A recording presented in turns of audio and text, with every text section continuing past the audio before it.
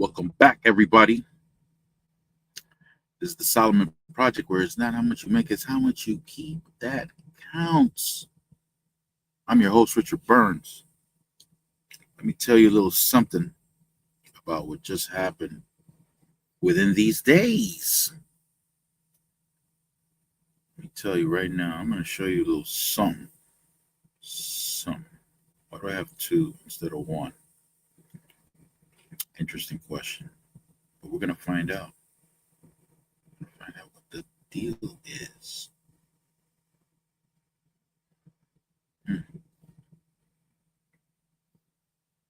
Okay. Okay. Let's do this. No, it's not what I meant to do. I meant to do this. Here we go. Here we go. Let's go over here. Because y'alls need to hear this. This is vital. You set up right here also, because this is vital.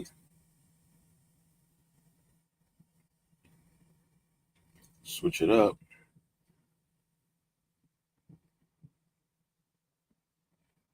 While we're at it, we'll run a quick check. A checkaroni.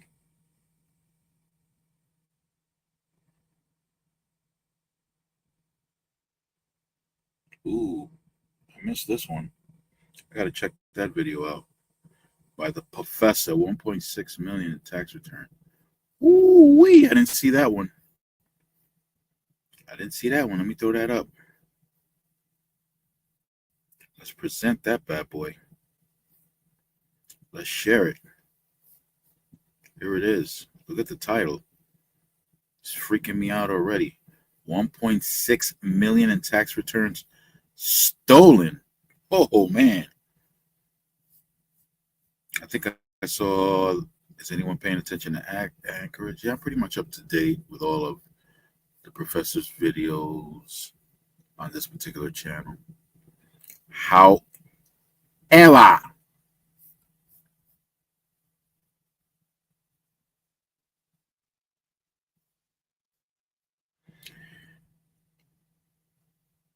the soaps finally arrived. If you don't know, let me tell you, the professor makes her own soap, her own handmade soap. Now, it arrived at my mother-in-law's house. My wife finally picked it up. And the professor sent more than one package. However, apparently something was up with one of the packages. I suspect it was the first one she sent. Hopefully I got an image here of what arrived.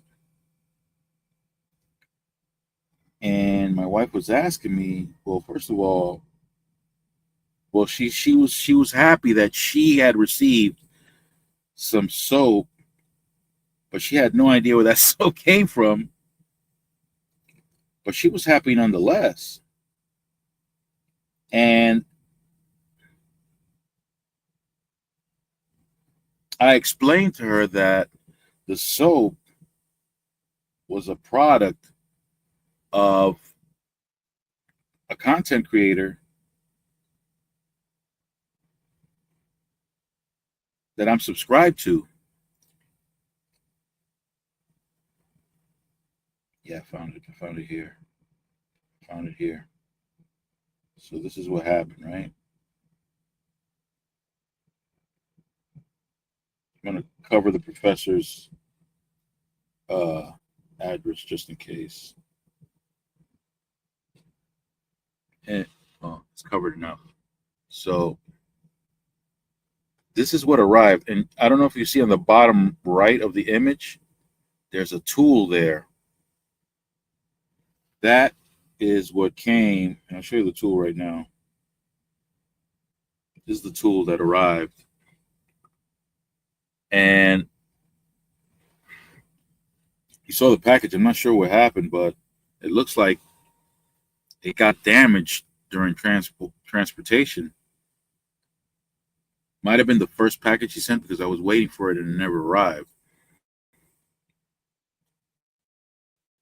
But the other packages did arrive. So my wife is asking. She was excited that the soap arrived, but she was asking who is Tower Helms. And I explained. After I explained it, some time went by, and I asked her, "So, what do you think of the soap?" Now, my wife she's a very picky person, very finicky about what she consumes, what she uses on her body, because she shares it with the kids. And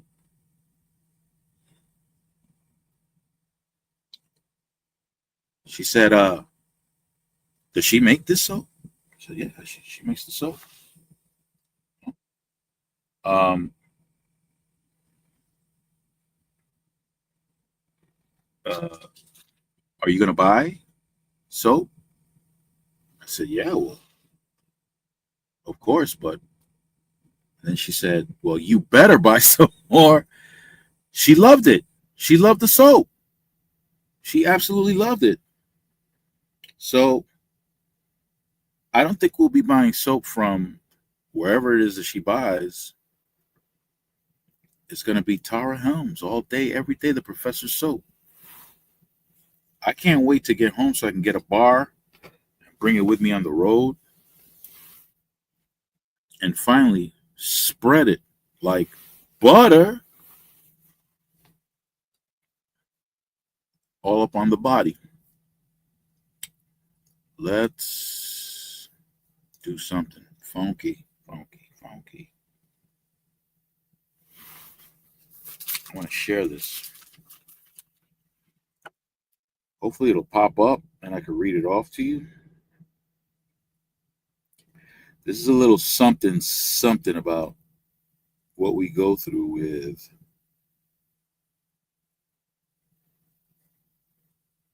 with trucking. Yeah, here it is. Hopefully it pops up. Yeah.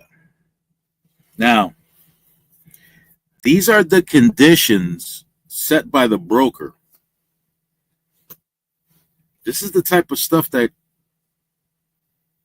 uh, truckers have to go through. Okay, so these are the conditions now.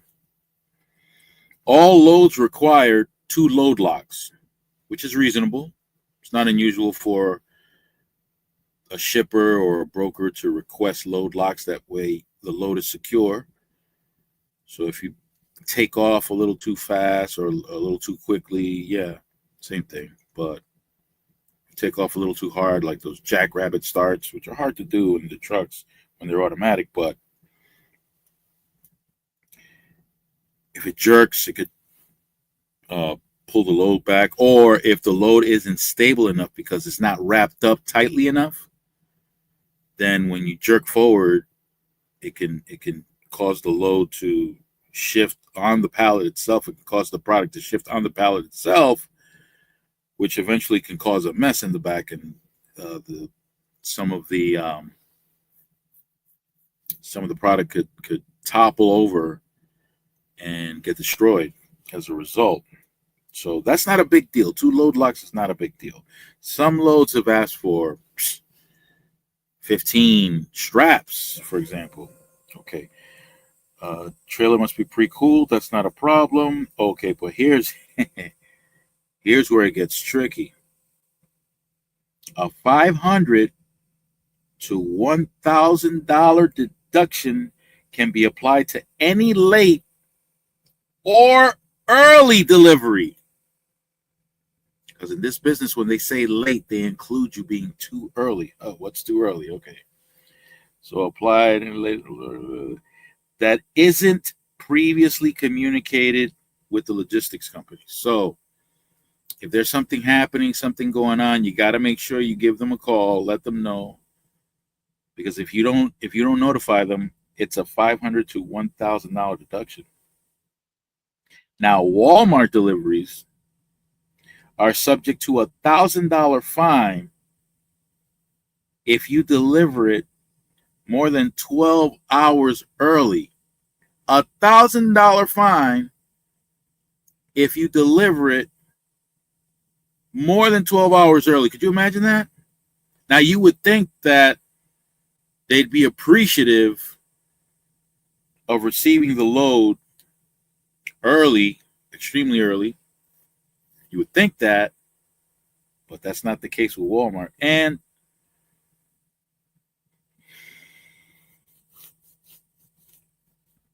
in their defense, I'm going to say this. Their warehouse could be as huge as it appears to you or anybody else who shows up at one of their warehouses. And it is, it's huge. However, everything is on a schedule. Remember, Walmart has their own trucks that make their deliveries to their own stores. So when somebody like myself comes in, I'm an outsider. So everything is scheduled so that when I arrive, their docks are clear. They can take the product off, put it on the shelves where they belong, so that they can start bringing their trailers, their Walmart trailers, to get loaded. And for example, if I come in as an outsider, as a third party, I'm bringing in one type of product. It could be butter, it could be chicken, it could be whatever, but it's one product. And when they have to deliver to their stores, they have to take a portion of what I brought along with a portion of something that somebody else brought, and they have to match it according to whatever each store's needs are. So one store might need 3 cases of what I brought. Another store might need 18 cases of what I brought. And the same is true with the different products from different outside carriers, from different third-party carriers that bring in all these products. So they have to shelve it, and then people have to select the different products in different amounts for different routes. So everything has to work within a schedule. So if you're too early, then you're forcing their hand. They may not have the space to put it away. And if the product that you just delivered is too early and it stays on their dock, that might be space that they need to prepare the load for a specific store of theirs. So in that particular case, I can understand why they're so strict about that.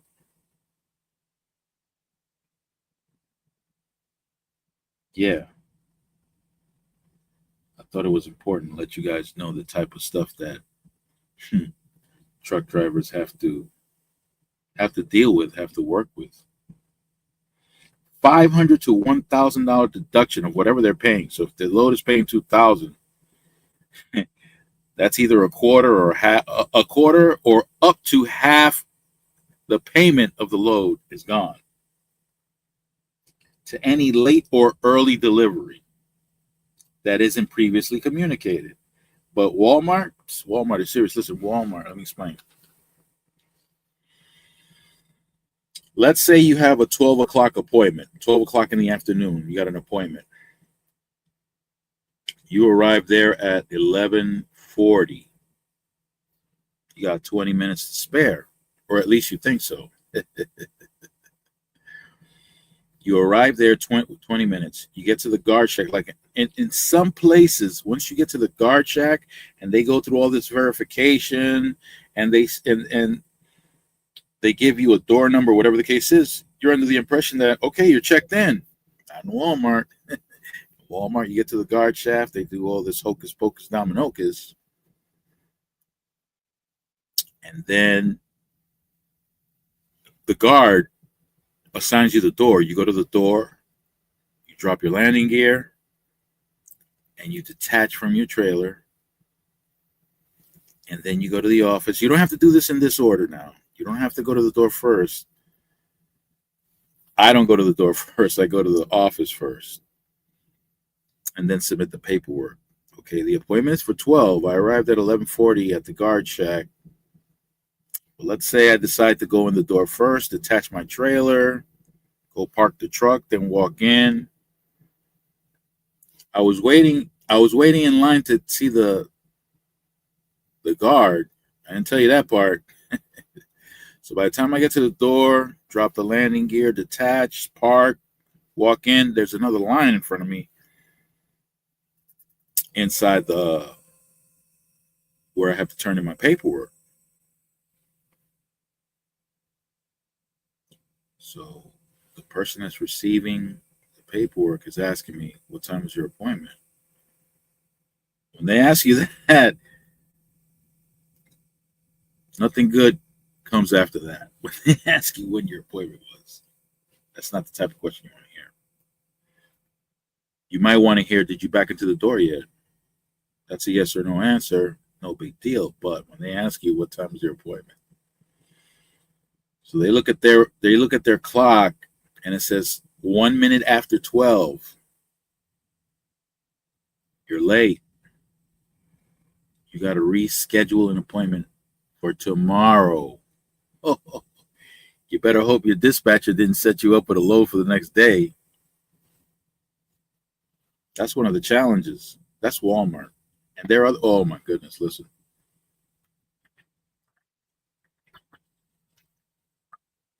I don't remember if it was Family Dollar, Dollar General, one of those dollar stores.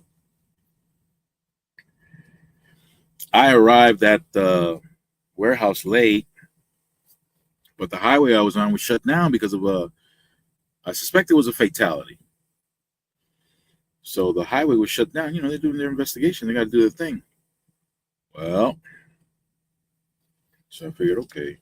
I spoke to the broker, and the broker told me, oh, yeah, just keep going. And when I arrived, the guard told me, listen, I'm sorry, but they can't accept you today. They're already gone. They finished at whatever time it was. I arrived like half an hour late or something like that. They're already gone. So you're going to have to reschedule. All right, fine. Gives me time to go park and do whatever. Do a live. Well, I called to have a reschedule, and the next appointment was for the next month.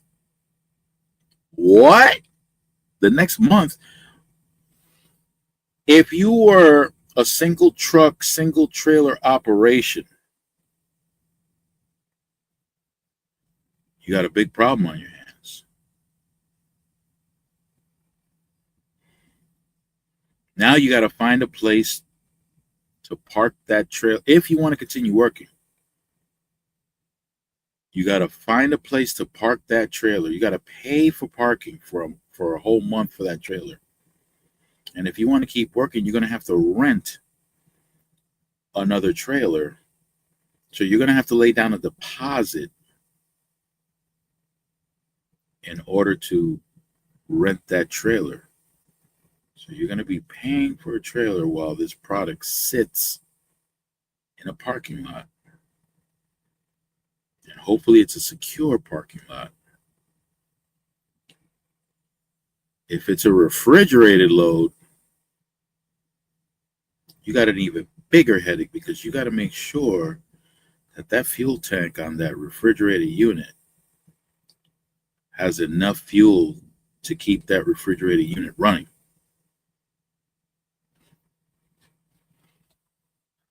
So you have to stay within a certain distance so that you can get back and check that trailer and make sure that it has enough fuel.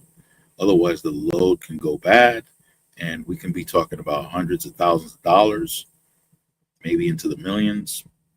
Who knows? I don't know what it is.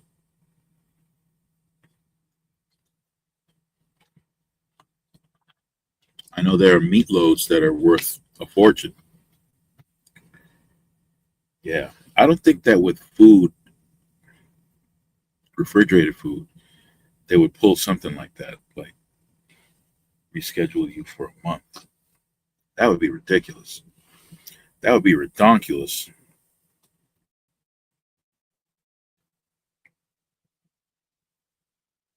There was another thing. Well, yeah. Guys, listen. Please be careful. Please.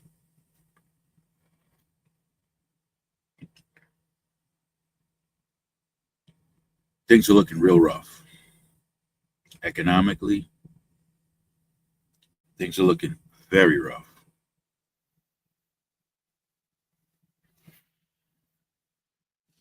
Let me see if I can find find a little something something. Let's see if I can go to where is this thing? No, I don't want that. I want you know what? Let me see if this works for me.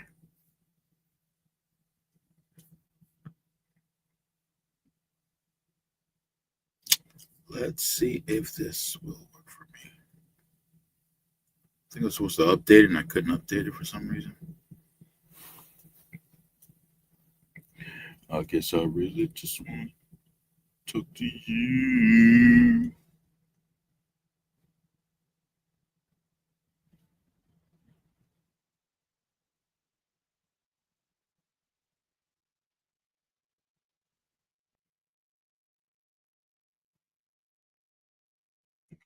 Issues over here. Oh man, are you serious? I don't remember any of this.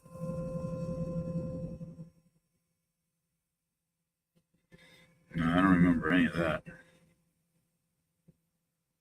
So let's go to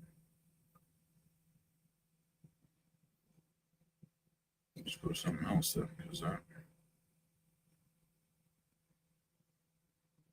can't work with that right now. Let's go to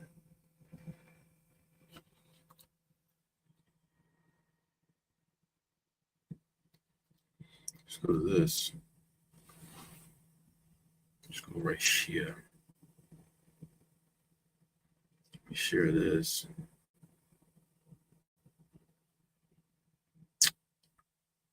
Okay. Something I want to point out.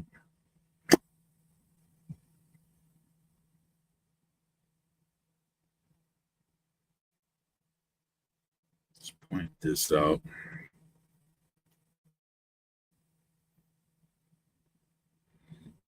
I think it's still spiraling over here.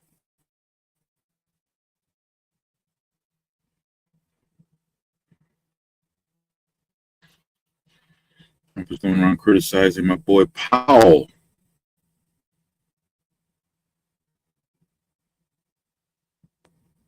Is this thing gonna pop up on me or not? Maybe. Gotta wait and see.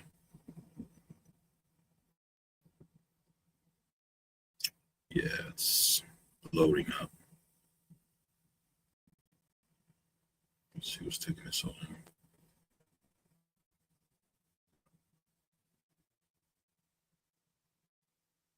United Healthcare plummets. No good. Next time it's up. Talking about getting rid of Powell. He's hating Powell right now. That's not unusual. Fed chiefs usually get criticized heavily.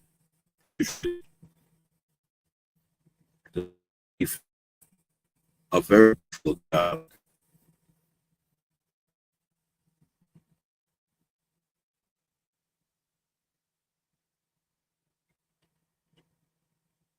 So basically, Trump wants Powell to clean up his mess, but oftentimes the request that the boss asks for is sometimes out of the reach of everyone, out of the scope of reality sometimes.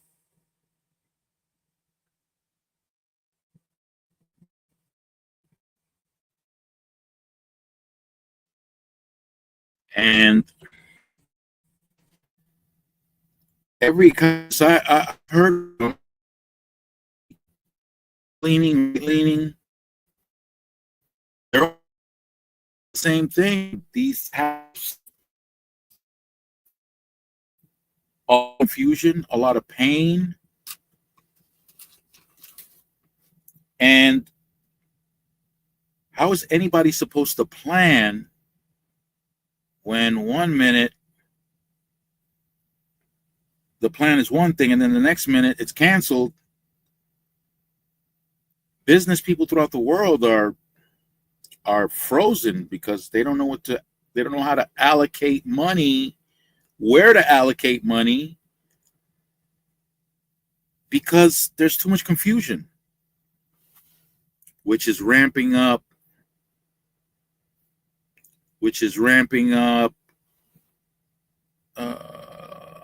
U.S. Treasury bonds. Okay, here we go. Which is ramping up volatility. See what's going on in the bond market.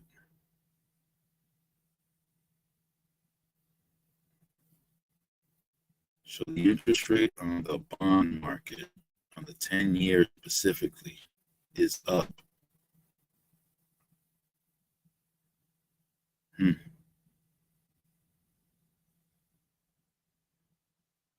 See if I can tap on that and get a chart on that.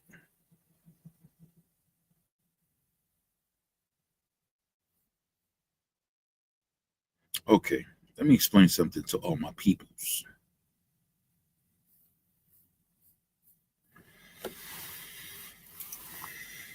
Bonds, U.S. bonds, are considered safe havens. So when the world is going crazy, when the financial markets throughout the world, when the economics is looking terrible, when the global economy is looking terrible,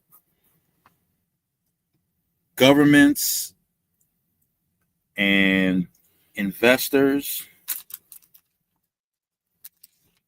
they want to put their money in some place that they consider is safe and that can be converted into cash quickly. So bonds are where a lot of these people go. They purchase bonds. Now, I hope you guys do remember that. Why is this timed out? This shouldn't be timed out. I hope you guys remember from the last time that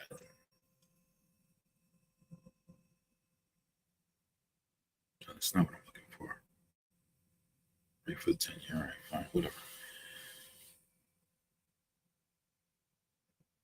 Remember what I told you about bonds. Bonds are a loan. When you buy a bond, you're lending either a financial institute or a business or a government money. That's what you're doing. You're lending money. You're not a bank. So you can't just lend money to whoever you feel like it. That's not legal. So this is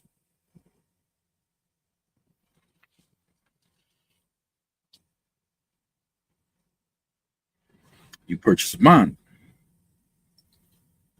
There are different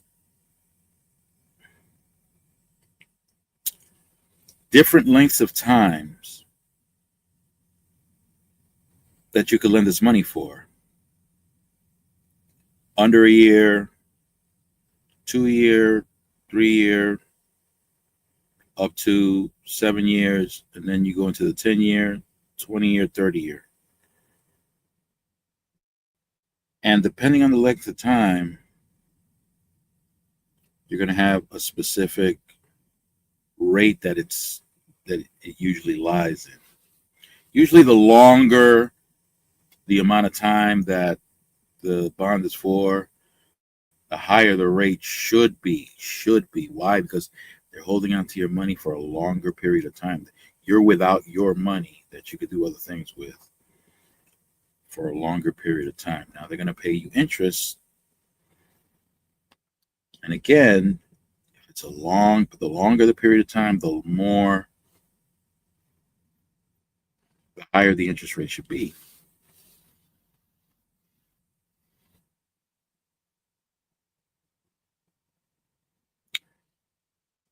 The 10-year started going up to levels that nobody's seen in a while. So what's the big deal about that? They're offering a better rate. Well, listen.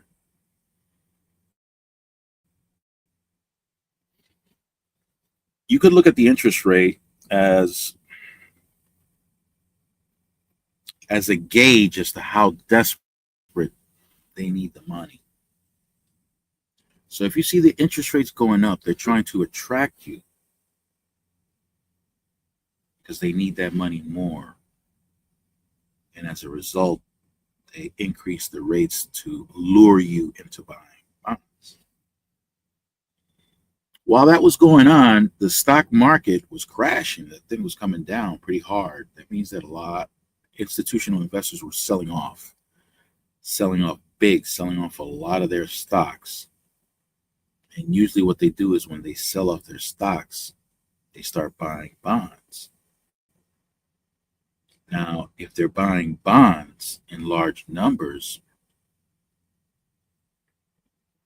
usually the interest rates go down. Because of the high demand for the bonds, they could sell the bond at a higher price. However,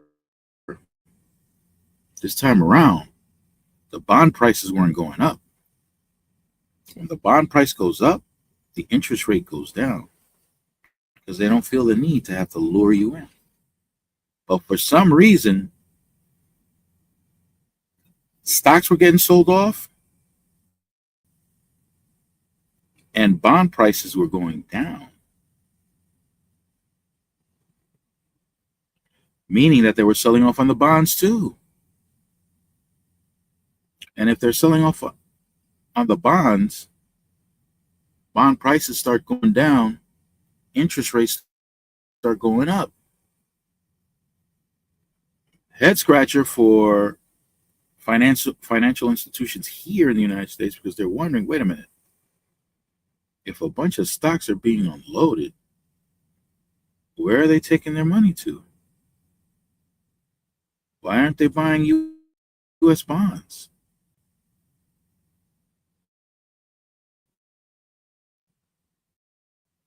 Unless they're buying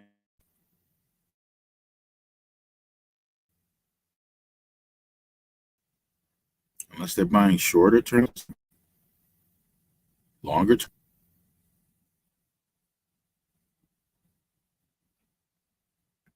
That was weird.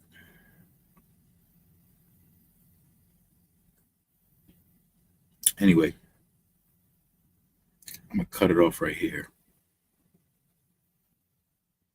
I don't want to get too crazy, but yeah, there's some old funky stuff going on out there, and you got some big investors, some institutional investors that are getting nervous about some things. Of course, they know where to allocate money to make up for that, but it's getting weird.